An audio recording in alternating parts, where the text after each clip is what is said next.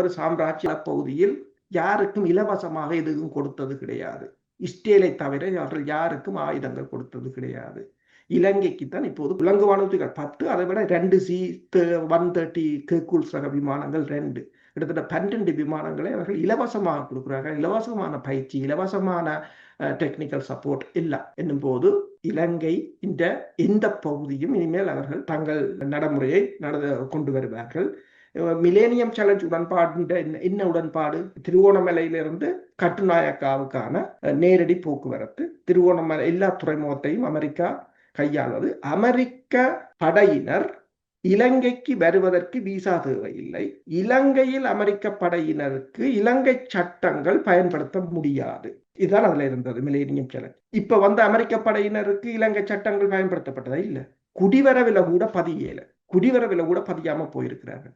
அப்ப மிலேனியம் சேலஞ்சில் இன்னும் அடுத்தது இருந்தது, எந்த தளத்தையும் எந்த இடத்தையும் அமெரிக்கா இலங்கையை கேட்காமல் போகலாம். எத்தனை இடத்து இறங்கினது அந்த C-130 ஹெர்குலிஸ் விமானம்? அன்றாபுரத்தில் இறங்கினது, அம்பாறு கிழக்குக்கு போச்சு, பலாலில இறங்கிச்சுது, கொழும்புல இறங்கிச்சு. யாரு கேட்டது? ஒருத்தரும் கேட்கல. அப்ப வெளியில சொன்னாத்தானே பிரச்சனை.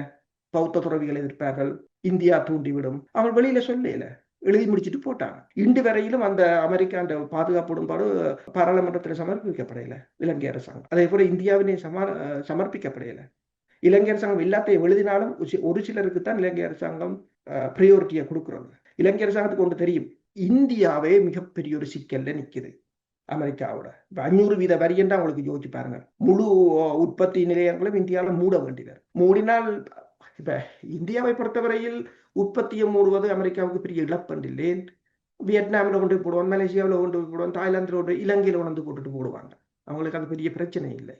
இழப்பு இந்தியா. அப்ப விழுகிற நிலையில இருக்கிற இந்தியாவை இலங்கை நம்புமோ அல்லது அமெரிக்கா நம்பும்? இலங்கைக்கு 2-3 தான். இப்ப இந்தியா ஜெயசங்கர் இந்தியா டிட்பா புயலுக்கு இந்தியா தான் ஓடி ஓடி ஓடி ஓடி ஓடி ஓடி செய்ததே தவிர இலங்கை அதை வாங்கி கொண்டு பேசாம தான் இருந்தது.